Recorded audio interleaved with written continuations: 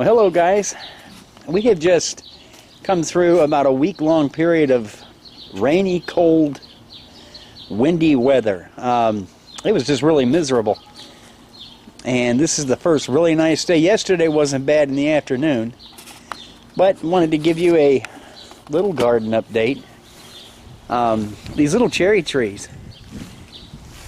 These North Star cherries ripen about the latter part of this month, and you see there are some nice red cherries on them. Now Kim has been out here picking at this one. There were twice as many cherries as there are now, but they're not a real sweet cherry. They're tart. They're good, but hopefully we can harvest enough from this one and the other little tree, and we can demonstrate our little cherry stoner that we picked up at the Mennonite antique store. And I got the tomato stakes driven in, and I'm just about ready to tie these off to the stakes, and got lots of blossoms, and I've been pruning these. I'm going to keep these tomatoes just to 2 main stems per plant, and that's going to keep the general quality up and make these things somewhat manageable. Now I just have to keep ahead of the suckers as they grow and keep them nipped off, but so far they're doing nice. And the spinach and the kale and the lettuce is, we can't keep up with eating it, but we are freezing it. She's dehydrating a lot of the kale. I haven't tried that other brand of spinach you see at the end of the onions, but I'm going to. I'm about ready to give that a nice crew cut. And the onions, 1 onion now is enough for both of us for supper, no matter what we're doing. One of those onions chopped up equals 1 large onion, and yeah, they're doing their thing. So looks like that's going to be next year's onion row. And everything else, the broccoli's looking nice, and they have about golf ball size heads of broccoli on them now. It's going to be a few more weeks before they're ready to cut.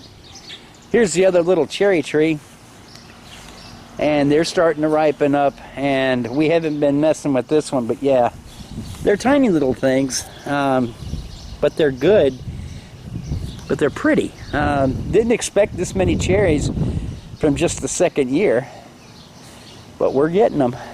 Probably don't have to keep this one trussed up past this growing season. I'm just trying to straighten the trunk and get it to lean the other way.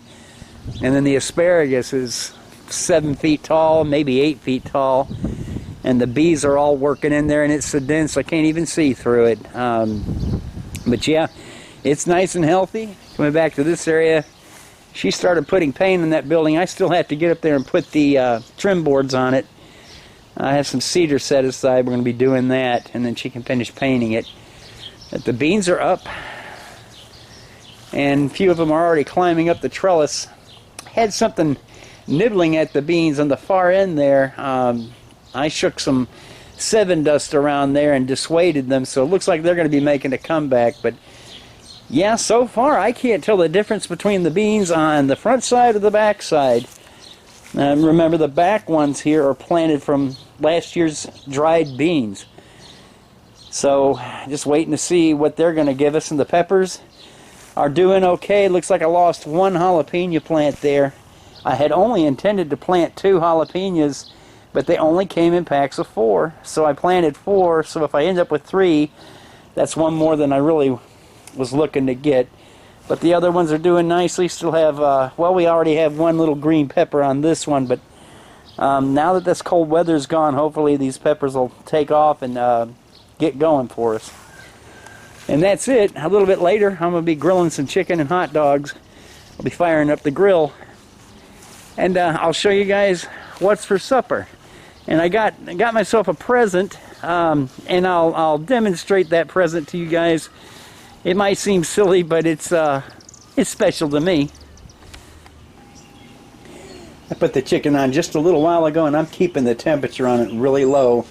Still about 45 minutes before Kim's supposed to get off work, and when she gets off, I'll open these shutters, raise the temperature.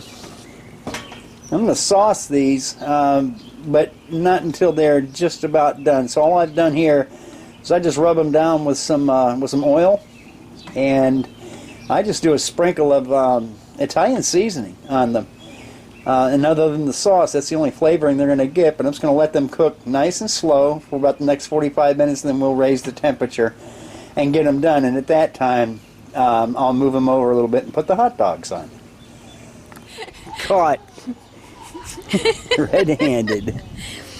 You like the cherry trees? Those are my cherry trees, right? All yours. Okay, I've turned up the temperature on the chicken, and it's almost ready to turn over.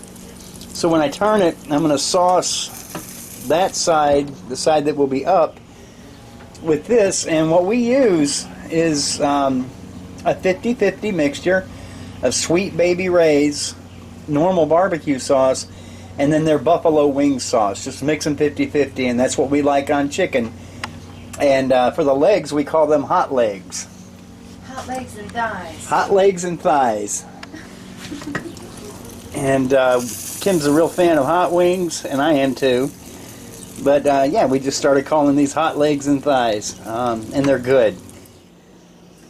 Okay, I told you I got myself a gift, and I bought a set of 4 of these, and I'm going to share a little story about where I discovered both Guinness Stout and the fact that there were actual real beer glasses. When I was in the Navy back in the mid-'80s, we traveled and did a NATO exercise in the North Atlantic. We worked with the Royal Navy and other NATO nations. But we did a port visit at Kingston on Hull is the name of the town, and everybody just called it Hull, England.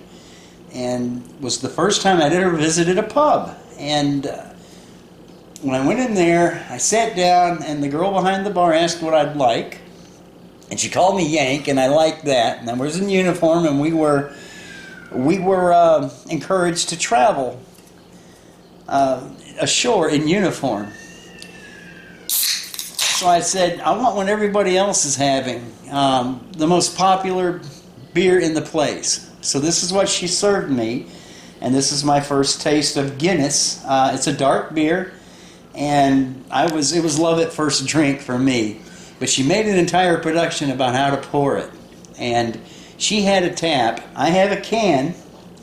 And Guinness has perfected the widget technology. In this can, there is a plastic ball filled with beer and nitrogen.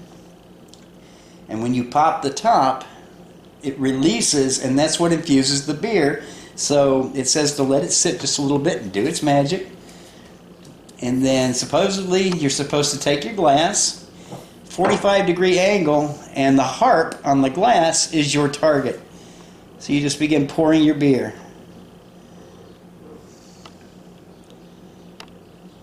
Now this is a pint glass, but this is not a pint can. This is what we can get in the States. Just as it reaches the bottom of the harp, just straighten up and continue your pour.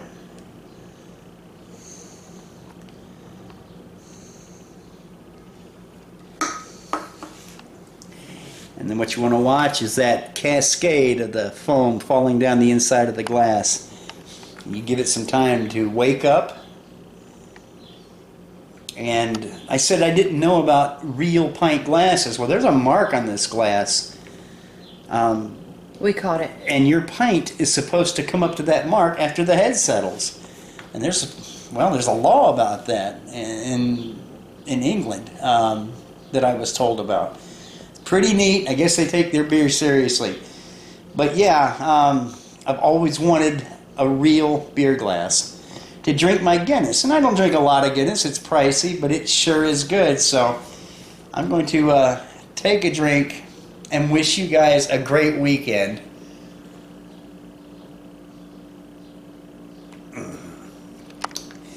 And it was worth it. You know, one of the things I did fail to mention when I did my little beer segment, when I was in England,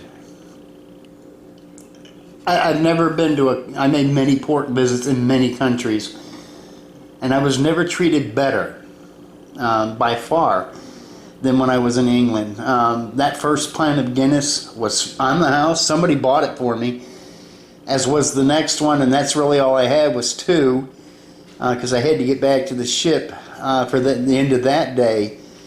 But I was never treated better in any country, and it helped me form a kinship with the English people, and I appreciate it to this day. I just turned the chicken sauce that side, and I put on some Nathan's skinless beef franks. And one of the things I love about Nathan's, other than that they're good, is 8 hot dogs and 8 buns. They got it right. I'm sick of 6 hot dogs to a pack. What do you do with the extra 2 buns? So there you have it, the big reveal. And yeah, I'm hungry. My plate is the one closest to the camera. Kim had some cherries, so she's not that hungry. And I will have more cherries after dinner. So guys, thanks for joining us for this June garden update, and we appreciate it, and we will see you again soon. Have a great summer.